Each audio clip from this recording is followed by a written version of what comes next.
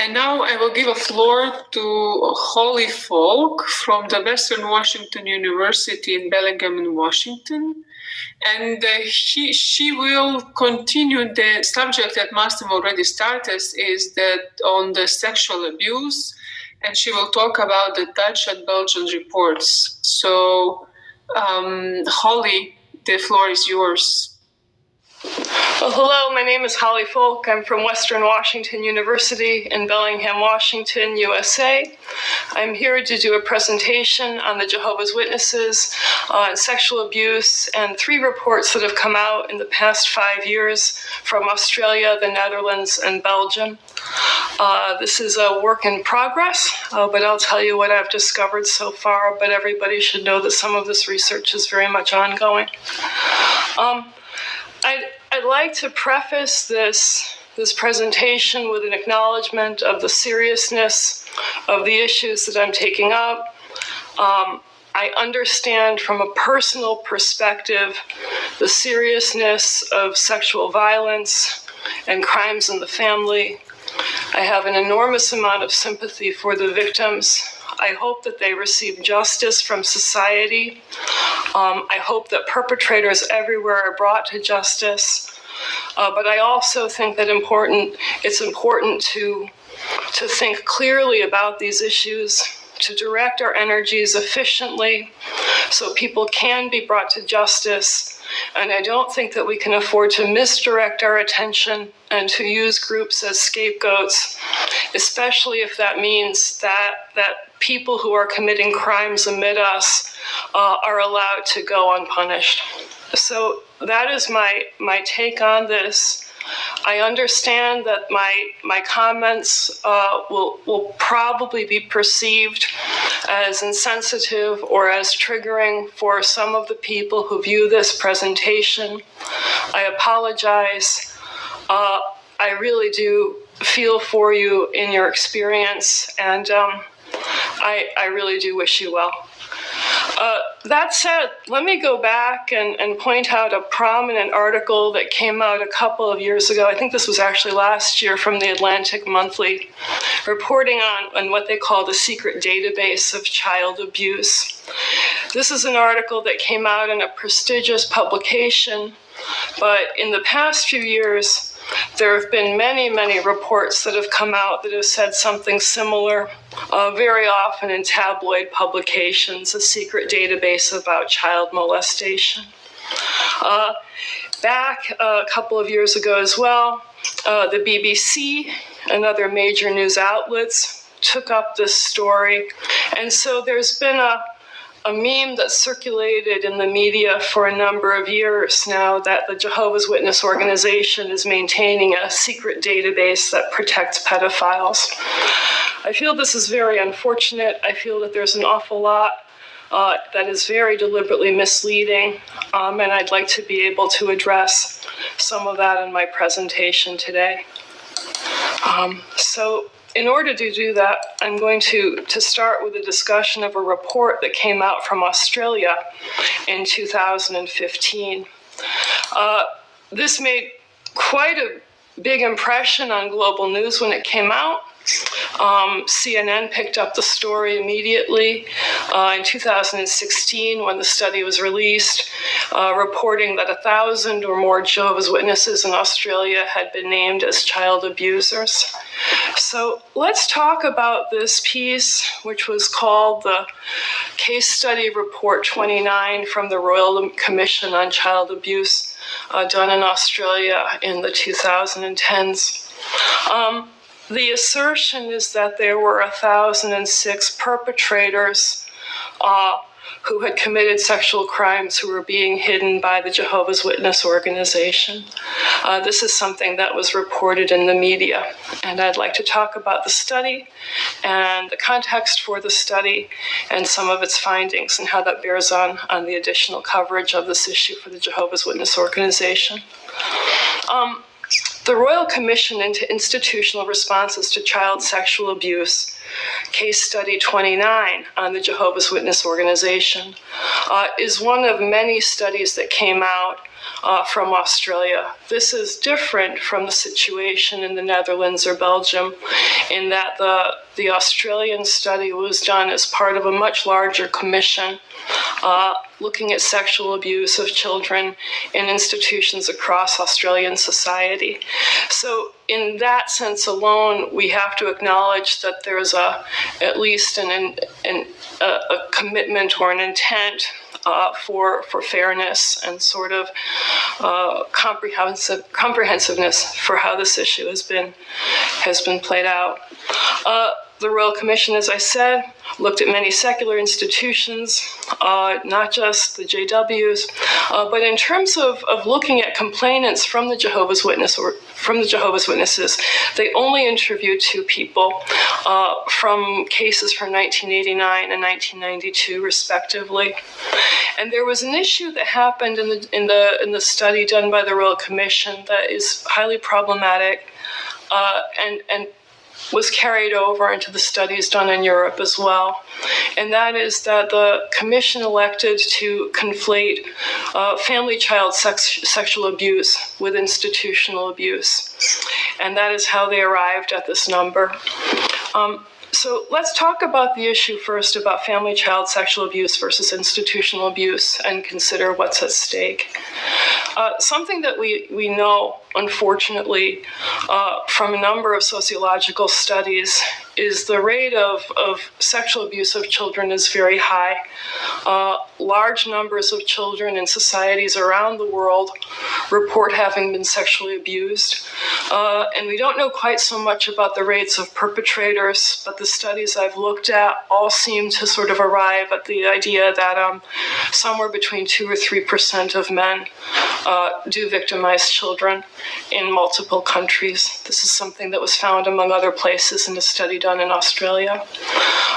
And so, unfortunately, we need to anticipate that in any large human population right now, we are going to see sexual abuse of children, and that may happen, unfortunately, quite separately from how any individual religion or other social institution is operating. That is to say, it's not the beliefs of the organization that are actually driving the behavior. There's actually very little evidence that the Jehovah's Witnesses are guilty of what is typically considered institutional abuse, which we see in many other religious organizations. For one thing, the Jehovah's Witnesses do not have a set clergy in the same way that the Catholic Church has a bureaucracy of lifelong people whose entire vocation is religious work. They do not have children's programming. They basically operate as a lay organization, and as such, you do not see the same type of instances of children who are participating in Sunday school being abused by Sunday school teachers or pastors victimizing, adolescents or something like that, because the social organization of the JWs doesn't foster that. But when the Royal Commission were reviewing the files and the information from the Jehovah's Witnesses, they elected to convert over to institutional abuse any cases of sexual abuse that had happened within the family that were reported to Jehovah's Witnesses, especially in terms of how discipline of members of the organization was being conducted.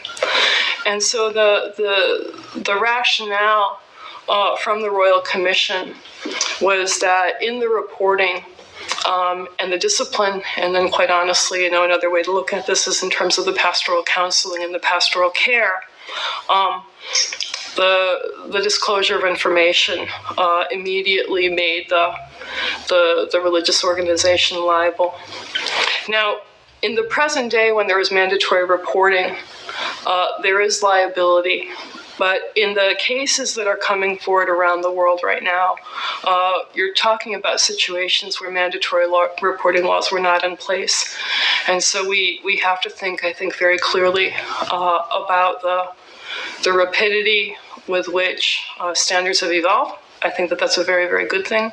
But we also actually have to sort of take into context, when things happened and the standards of the time when they did. So moving forward and returning to the questions of the findings in the Australian study, the assertion in the media was that the Royal Commission found 1,000 or more perpetrators of sexual abuse in the Jehovah's Witness organization. And let's clarify the 1,006 statistic. It reflects the sum of all disciplinary reports and referrals, proven and unproven, that had been submitted to the Jehovah's Witness organization in Australia over a 65-year period.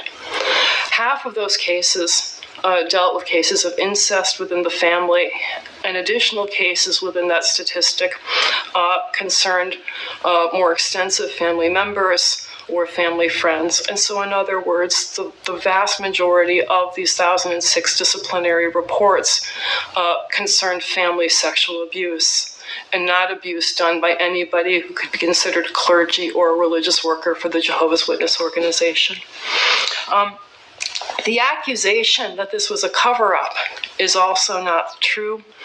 Of the 106 case files that the Jehovah's Witnesses provided to the Royal Commission, 383 of these had been reported to the police at the time that they had happened, and 161 of those cases had resulted in convictions for child sexual abuse. And so, in other words, the notion that the Jehovah's Witnesses had hidden information or had not complied with law enforcement, or that these cases had not been brought to justice when they were reviewed, is not true. Okay, so moving back to this, 902 of the case files did not concern a Jehovah's Witness official. They were not at kingdom halls or other official premises, and they were not in a context where Jehovah's Witnesses were officially responsible for children. Now, the Jehovah's Witness organization in Australia maintains right now that they receive 2 to 3 calls a month concerning family sexual abuse, which, considering the size of the Jehovah's Witness organization in Australia, it's about 65 or 70,000 people, is unfortunately within the parameters of the rate of incidence for modern society. But over 65 years, they've had very, very few cases of institutional perpetrators.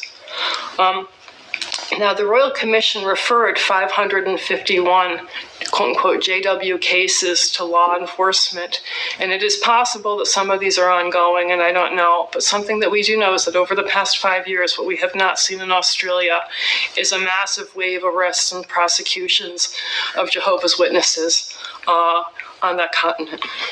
Moving backward to this, Australia's Royal Commission made many recommendations to religions in Australia overall, and they recommended to the government that a mandatory reporting law be imposed across the board. The Jehovah's Witnesses support that recommendation, and for the record, so do I. I strongly believe in mandatory reporting. But the Royal Commission also made 3 recommendations that drill down into the religious exercise of the JWs. They recommended that the Jehovah's Witness organization should abandon its application of the 2-witness rule in cases involving complaints of child sexual abuse. The witness organization should revise its policies so that women are involved in processes related to investigating and determining allegations of child sexual abuse. And the Jehovah's Witness organization should no longer require its members to shun those who disassociate from the organization in cases where the reason for dissociation is related to a person being a victim of child sexual abuse. Now, I'll return to these 3 recommendations once I talk about the Belgian and the Dutch reports. But let me point out a couple of things just in case I forget to note them later on. And that is that there's substantial flexibility for what is called the 2-witness rule regarding complaints of child sexual abuse, especially concerning cases of vulnerable minors where the person is still a minor. The Jehovah's Witnesses have a policy of intervening very strongly when a child is at immediate risk of harm. And from my conversations and my research so far about the application of the 2-witness rule, I think that the description in the media is highly overdrawn. This does not mean you need two people to catch somebody in flagrante delicto. It's much more a case of a reasonable amount of evidence coming forward from two different parties or two different perspectives.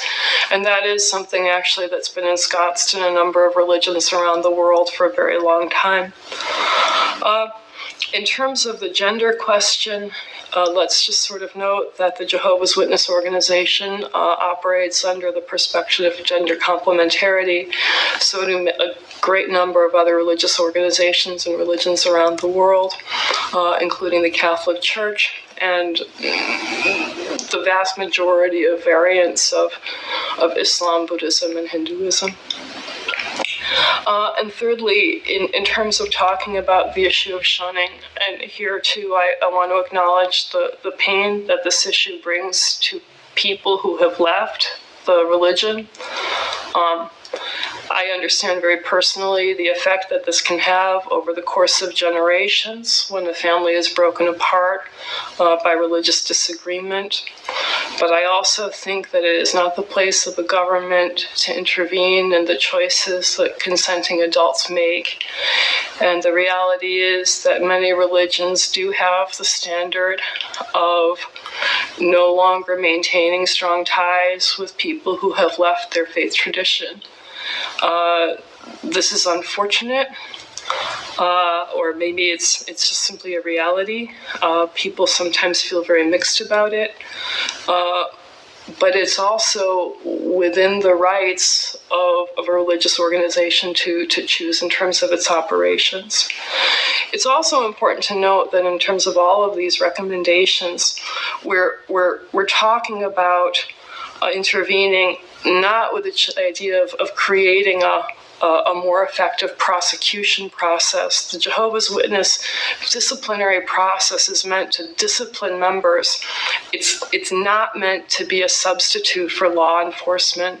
And one thing I've seen very clearly all the way through my research on this issue is that the Jehovah's Witness organization supports the bringing forward of criminal complaints to law enforcement by people. They do not think that members should be censored for bringing any type of criminal complaint forward before the law. But they believe that that's the choice of an individual. It's not the choice of the religion to be in that stance. And I actually understand that. So to move to talk about the reports from Belgium and the Netherlands, this is a little bit convoluted, and it's hard because some of the stuff is behind paywalls, so it's hard to read some of the articles that were important for this. But a couple of years ago, a number of articles ran in a Dutch newspaper, I'm going to butcher my Dutch, called Trouw, which means truth. It turns out to be a newspaper that is run with the backing of the Reformed Church in the Netherlands. And so we need to realize that this is a newspaper that has a national distribution, but it's also a newspaper with an active faith commitment behind it. And so they ran a series of articles accusing the Jehovah's Witness organization of covering cases or hiding cases of sexual abuse.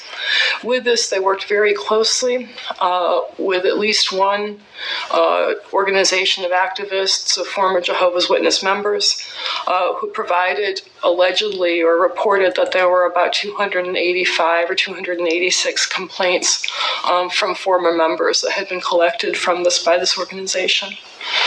As a consequence of this, there were, with the involvement of these articles, with these articles standing behind it, the two different studies were launched in Europe over the past couple of years. And there's a little bit of circularity to this. One was the Center for Information, CIAOSN, Sausen, which is a Belgian organization. It's an anti-cult organization. And they cited the newspaper articles that had run in the Netherlands as the rationale for running a study of the activities of the Jehovah's Witness organization in Belgium. So the main basis of the Belgian study was the Netherlands journalism. Now, I would like to talk about the findings of the Belgian study, but I have to say that there was very, very little information that was found or that was discovered in their inquiry. They reported newspaper accounts. They reported sort of very derogatory information about the Jehovah's Witness organization overall.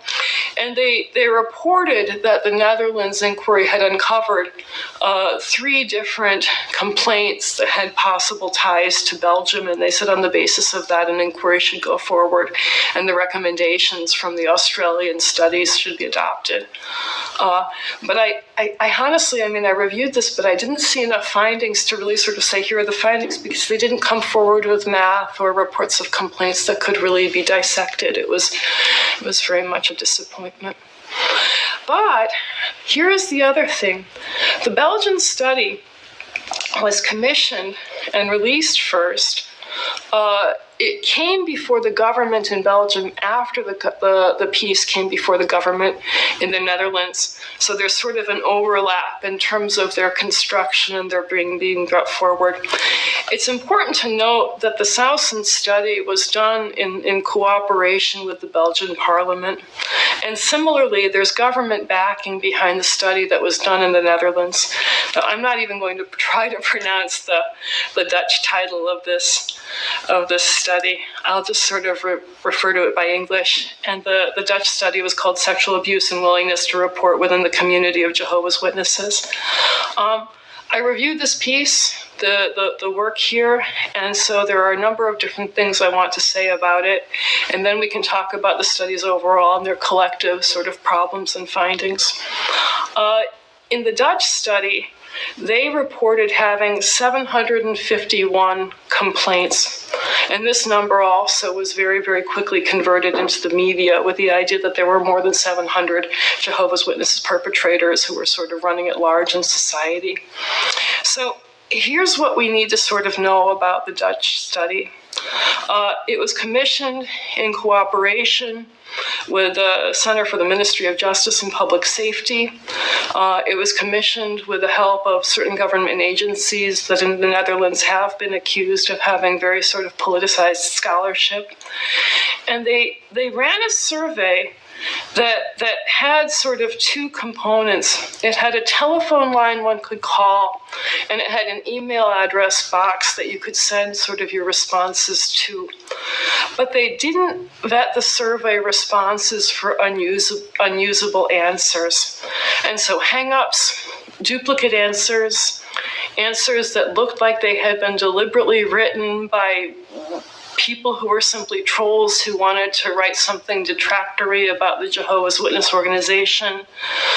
All of those were counted as valid complaints. And so in other words, if you were writing in to answer and your internet connection broke and you had to resubmit the study, you are now considered 2 different complaints. And this is regardless of whether or not your complaint was even perceived as credible. And so if you were somebody who was trying to send an uncredible complaint, then that was not really sort of factored in, and it was very, very easy to corrupt this data. The other thing about this is that along with, in a way that's very similar to the Dutch study or to the Belgian study and the Australian study, all 3 studies worked with the notion that family abuse could and should be converted over to institutional abuse. Okay, the other thing about the Dutch study that's significant is that the Dutch researchers interviewed 10 people in conjunction with their survey. Now, remember the Australian study only interviewed two survivors, but 10 survivors were interviewed in the Dutch study. And here's what we have. 4 of those interviewees were not raised as Jehovah's Witnesses, and they were very likely reporting incidents in the past about situations where the Jehovah's Witnesses had absolutely no no auspices whatsoever.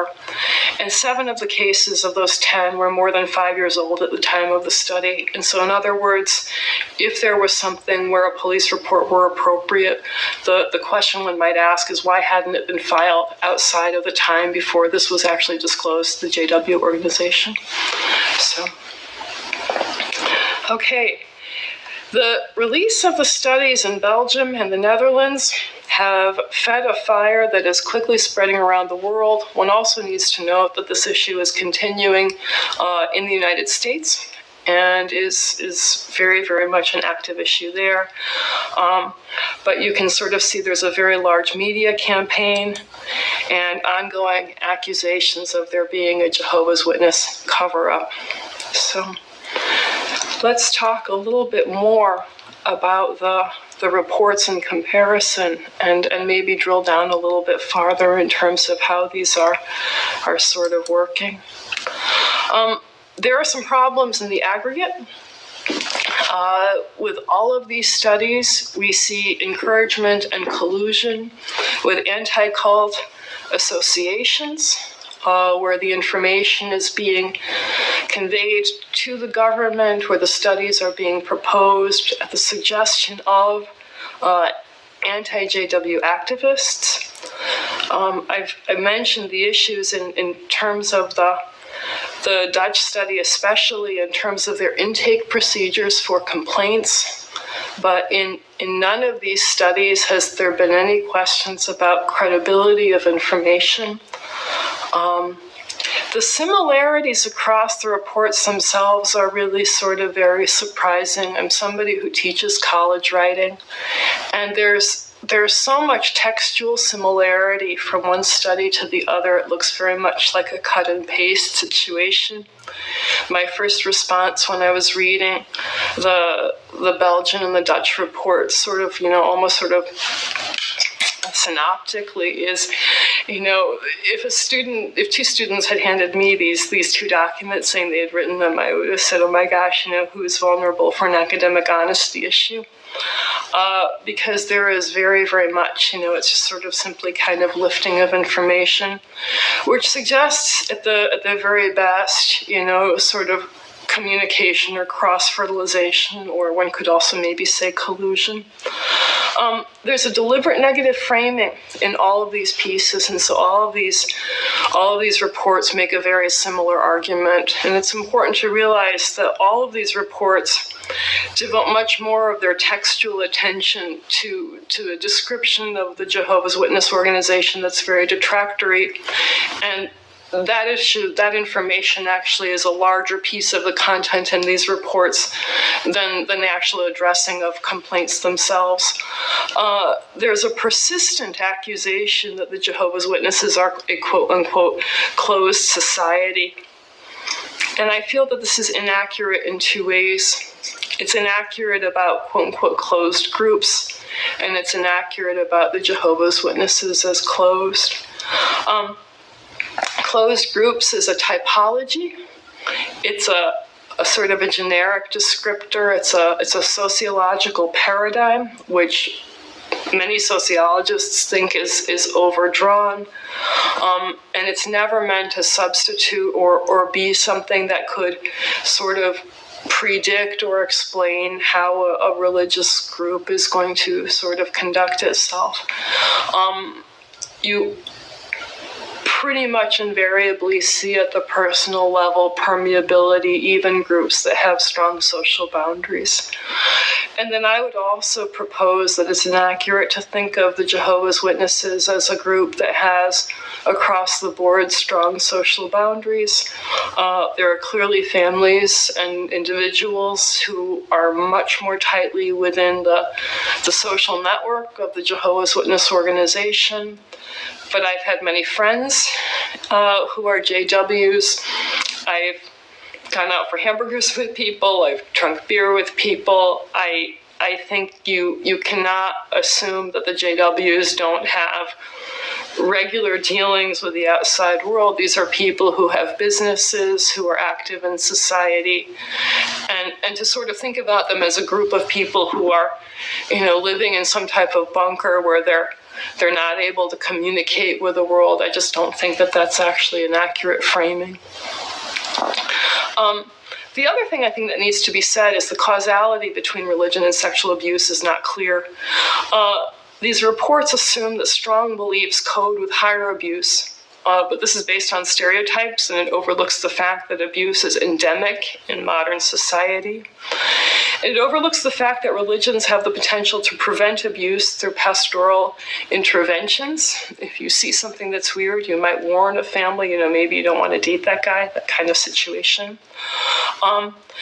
It's also known that conservative religions very often separate genders, keeping girls away from boys or away from men, and keeping children away from casual acquaintances. And so in those senses, the strong social boundaries and sort of social roles of a religious organization like the Jehovah's Witnesses might actually drive down the possibility of sexual abuse. And then it's important also to realize, again, that most religious abuse happens through opportunities. The Jehovah's Witnesses do not have children's programming, and so they have fewer occasions for abuse within a religious setting. This is one of the organizations that has been most powerful behind anti-Jehovah's Witness activism in Europe, the Reclaimed Voices Foundation.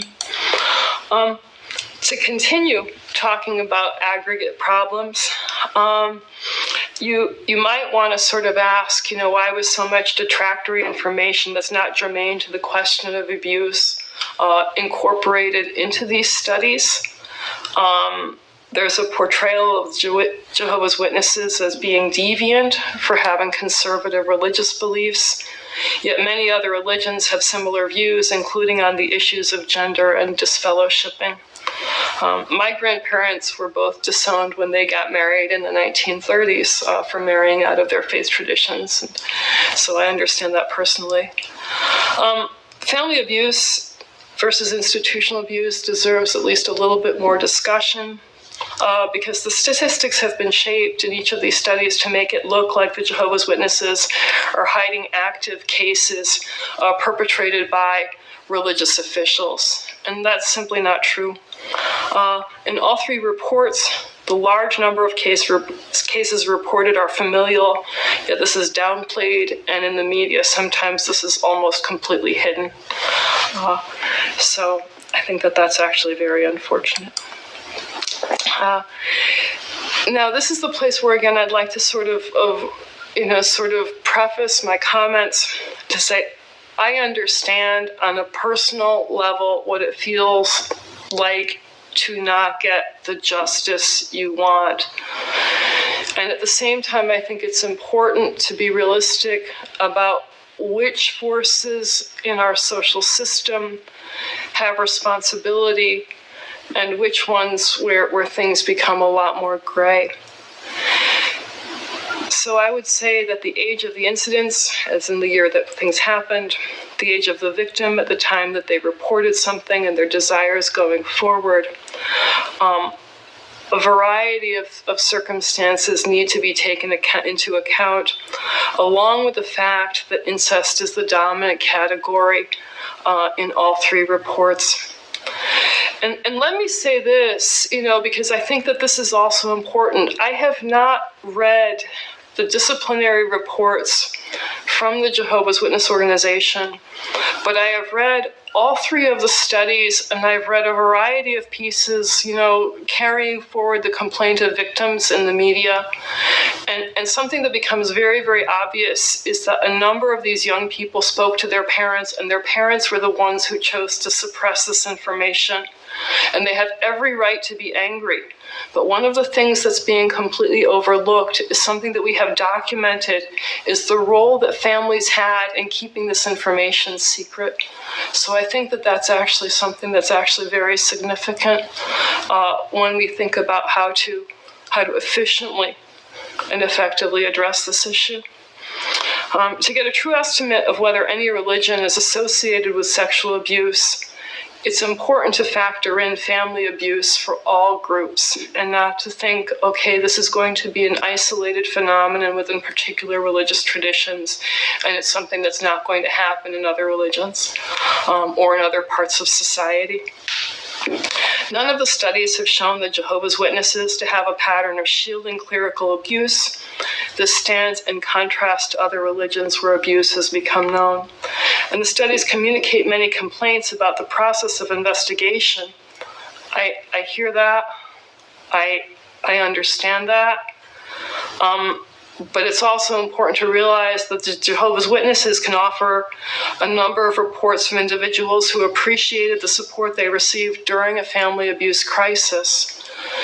Let me just say, I understand that these issues are very, very hard for pastoral care, and it would probably be good if people who are involved in counseling across the board managed to up their game.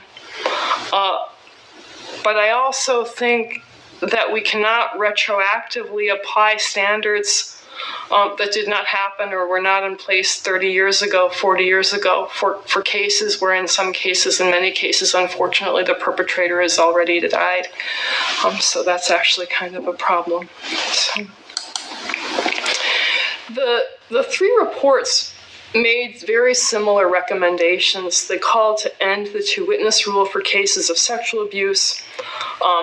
They called for inclusion of women in investigation and discipline of cases of sexual abuse, and they called for changing the policy of disfellowshipping victims of sexual abuse who choose to leave the Jehovah's Witnesses. If somebody has had a break with one's faith tradition, one can understand why one would want some of these changes to be made. But at the end of the day, these recommendations are an intrusion of government into religious exercise. And they unfairly single out the Jehovah's Witnesses, ignoring how other religions have similar beliefs and practices. The Jehovah's Witnesses do comply with mandatory reporting laws wherever they are instituted. They support the institution of mandatory reporting laws everywhere. The standards for addressing sexual abuse have evolved, fortunately, but in terms of Jehovah's Witnesses, these standards are now being applied selectively and retroactively.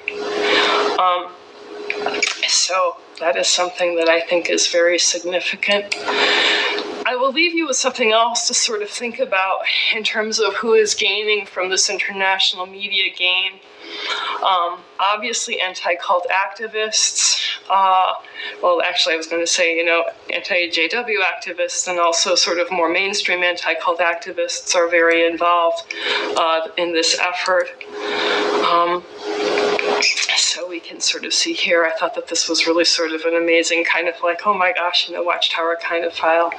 But the other thing along with kind of anti-cult activism, which the JWs have faced for a very long time, is to think concretely about who is benefiting from this campaign.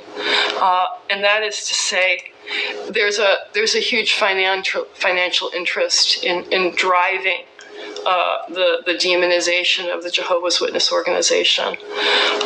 There are personal injury lawyers who have shown up across the United States and increasingly around the world. There are open calls. Please, contact our law firm and we'll see what we can do. And so nobody should be surprised to sort of know that this has actually become a very profitable business and think about that as a motive for why it's being pushed forward as an issue right now. Let me conclude by noting that the Jehovah's Witnesses have a public statement. Jehovah's Witnesses abhor child abuse as a sin and crime. Our policies on child protection comply with the law, including any requirements for elders to report allegations of child abuse to authorities. The organization will continue to promote child protection education for parents. So I will end here. I'm sorry I went over. I thank everybody for your attention, and I look forward to seeing you hopefully sometime in person in addition to cyberspace. Thank you.